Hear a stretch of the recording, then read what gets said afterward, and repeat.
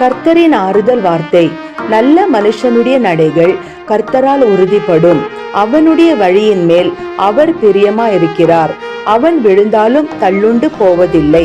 கர்த்தர் தமது கையினால் அவனை தாங்குகிறார். சங்கீதம் 37, 23, 24.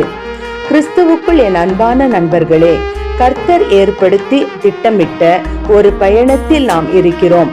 நாம் எங்கு செல்கிறோம், எப்படி அங்கு செல்வோம் என்பதை அவர் நன்கு அறிவார். நாம் பலமுறை விழும் சூழ்நிலைகளை எதிர்கொண்டாலும் நம் பயணத்தை தொடர கர்த்தர் தாமே நம்மை தூக்கி நிறுத்துவார். அவர் நம் படிகளை உறுதிப்படுத்துவார்.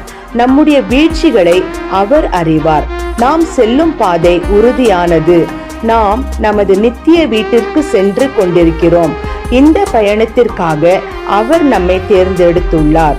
இந்த பாதையில் நமது பாதுகாப்பு நிச்சயம். கர்த்தர் நம்முடனே நடந்து கொண்டிருக்கிறார். ஆமேன்.